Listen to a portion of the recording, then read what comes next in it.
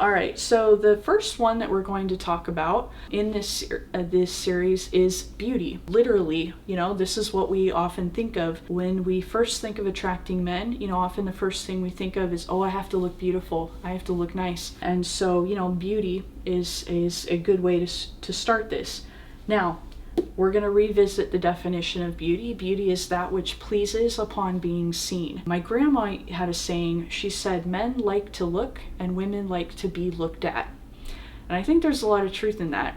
And it is because, us women, we want people to admire us. We want to be seen and noticed and admired. And that is something that I think as women, we really have a deep instinct for, We want to look pretty to however much we can, We're not all going to be, perfect symmetrical faces, and everything's going to look, we're not all going to be supermodels, but there is an innate desire of a woman to make the most of her looks, try to look as nice as possible. How many of you have gone outside and you weren't wearing makeup, and then maybe you put it on, and maybe your boyfriend or your husband saw you putting on makeup and he was like, oh honey, you don't have to do that for me.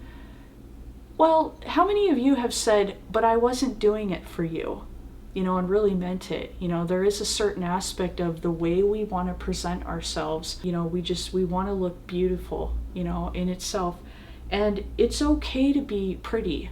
I feel in our society there is a very strong attack on feminine beauty. It's like we don't want women to look pretty.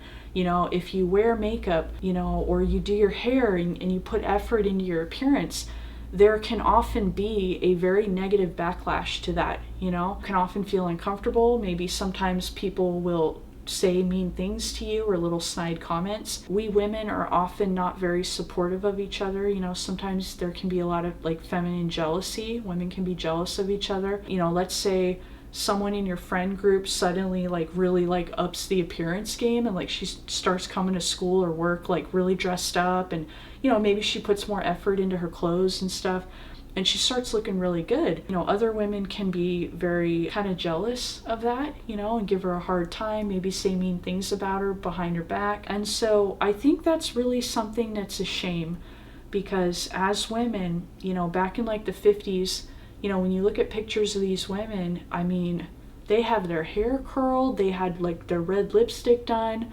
they had a nice outfit, and when you look at street photos, everybody looked like that. That was just the way you looked when you left the house, and nowadays we have such a push toward comfort that we're doing away from it. And it's almost like, we leave beauty for the models and the celebrities, and I think the just regular around the way girls are like, oh, well, that's for those kind of women. And I'm like, no, beauty's for everybody. So if you're a woman, I really think it's important to make yourself look as beautiful as possible in the way that means to you. I'm not saying you have to wear tons of makeup. If makeup is not your thing, fine. But maybe, you want to take care of your skin, you want to take care of your hair, and again, makeup is not necessarily bad if it gives you kind of a more look of vitality, Makeup, believe it or not, is a question that does come up in the Summa. St. Thomas made the point that he thought makeup was acceptable if it was to hide a defect, if you were disfigured,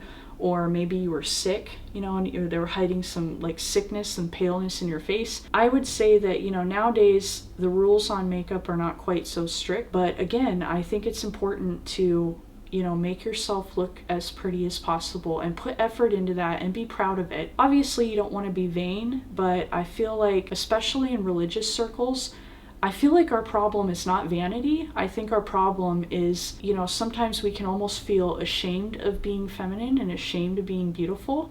And so we don't want to play it up. We think it's not spiritual to look pretty. And that's false. Beauty can be an amazing aid to virtue. A lot of women, in Hollywood and everything, beauty has a very powerful effect on men and on society. And I think that a lot of women have drawn men into sin and into bad choices and bad lives because of how beautiful they were. You know, how many women in maybe like the music or the acting industries, you know, these women, they'll get up on a podium and they'll talk and people will listen because they're beautiful, you know? So being beautiful, it has a certain responsibility to it, because it does, like it or not, you know, it's not really reasonable, but a beautiful woman can often have a lot of influence. I think there's two things. It has an effect on society. Dostoevsky, he was a Russian author. He said, beauty will save the world. And I think there's a lot of truth to that. You know, when people look upon something beautiful, whether that's the face of a woman, or it's a beautiful painting or beautiful architecture, it lifts your spirits, you know, it cheers you up, and it kind of, you know, in a way it strengthens us. And I think that's what he meant when he said beauty will save the world. You know, when you get into these, like, you know, totalitarian and authoritarian cultures, one of the first things they do is they get rid of all the beauty. They get rid of the beautiful art, the museums. They start, you know, promoting like really ugly, weird art. The women are not allowed, you know, they kind of control what you can wear, and they don't, you know, the women are made to work and they're not able to like do their makeup and do their hair, and like hard labor working, you know? And so a lot of the beauty, you know, of the women goes away, and of society, and it contributes to the joyless, kind of sad, heavy atmosphere. So, you know, that's an interesting thing. And then also, you know, beauty has an effect on men. You know, obviously, like it or not, men are very visual. They are affected by the beauty of a woman in a way that we women don't experience. You know, I mean, sometimes you'll see a really good looking guy, but you kind of just move on with life. You know, you're like, wow, he's really good looking. Now, if he has a nice personality, whoa, then that's double threat, you know?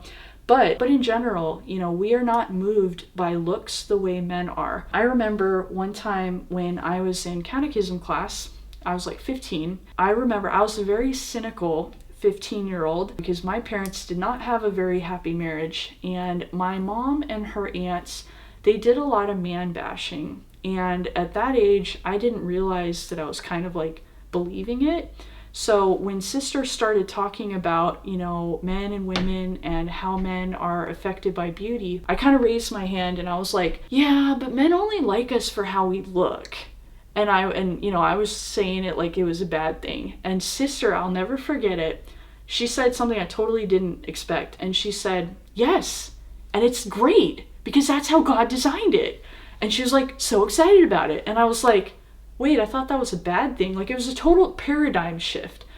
And now that I'm older and I kind of see some of the wisdom of what she was saying, it is that, you know, yes, men do in a certain sense, obviously once they grow to love you, you know, it goes beyond just how you look. But there is something to be said over the influence you can have on a man just by being beautiful. You know, we don't have to do anything. So it's kind of nice, you know. A lot of us women, I think if we would kind of kick back and not really stress ourselves out, you know, so much about relationships. You know, sometimes just working on your appearance, you can get better bang for your buck, so to speak. If you put your effort into, you know, looking nice and taking care of yourself and taking care of your looks, not only will it make you happier, you know, obviously as long as it's balanced, you know, with other things in life, but in general, that self-care, you know, like the skincare and things like that, that will also, you know, often help you with men. And I'm not even talking just romantically. You know, you'll get noticed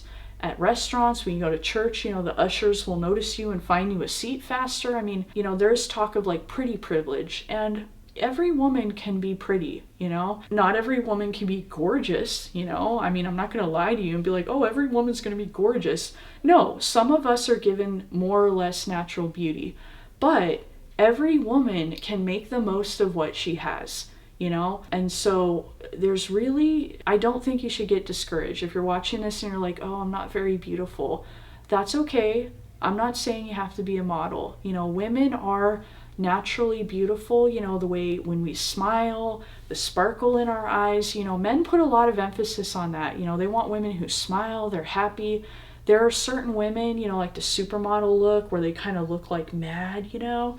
And guys are not always into that. So, you know, beauty can often be, you know, showing a certain joy. But anyways, that's getting into a different thing we're going to talk about. Basically, to sum this up, Beauty is important. I really highly suggest you try to make the most of your looks in whatever way. If you want to get into makeup, go for it.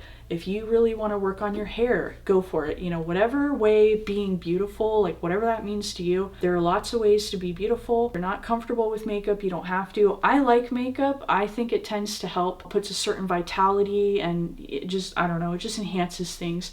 So, I encourage you, learn about makeup, learn how to do your makeup, learn contouring, learn how to do your eyeshadow. I think a lot of the eyeshadow videos on YouTube can be a bit much, and you've got like 5 or 6 products, but learn how to, accentuate what you have. True beauty, when it comes to like makeup and stuff, true beauty is just a slight enhancement of what's already there. If you already have natural cheekbones, putting a little bit of contouring on them, boom, will make them pop. If you already have full hair, doing a little bit of teasing, boom, will kind of, make it pop and give it that extra edge. So when it comes to makeup and just beauty, hair, makeup anyways, oftentimes to really get like a good look, you often just have to slightly enhance what's already there. You just gotta, there's a certain, and again, if you study makeup, there's a certain way to look at your bone structure, and there's certain ways to highlight things to bring out what's naturally there, so that instead of it looking like, wow, she's wearing a lot of makeup, it's, oh, wow, you must have slept well today, or oh, wow, you just look really nice today. So anyways, yeah, and then also, don't let anybody beauty shame you. I alluded to this earlier. There is a lot of, there is an effort to, complain about unrealistic beauty standards and things like that. And again, I don't want, if you have a problem with comparing yourself to beautiful women and you tend to get down on yourself a lot about it, then take what I'm saying with a grain of salt. This is mostly directed toward the girls who, maybe feel ashamed to work on their looks. They're told that it's vain, it's not really virtuous, oh, the virtuous woman doesn't worry about her looks. Sometimes men can say that as a way of trying to avoid the influence a beautiful woman will have on them. Maybe they see that you're really pretty, and if you like cleaned up more, maybe they'd really have trouble, like, not being influenced by you, and maybe that's what they're really after, So sometimes the advice of men, especially young men, or a man you're dating, he's like, why do you wear so much makeup? Or, like sometimes men can kind of give you a little crap when you look really pretty, and they can kind of beauty shame, and our society does it. Our society really wants to push for like an androgynous world, where men and women are the same. And that is an area that women have a distinct advantage over men. We are very beautiful, There is a certain delicacy to our bone structure. Our eyes are bigger and brighter. Our lips are usually fuller. There's a difference in the way we look. And that is something that stands in the way of that ideology that says men and women have to be the same. And so, that can lead people to put down women for being beautiful, for wanting to take care of their looks. So don't let anybody like beauty shame you.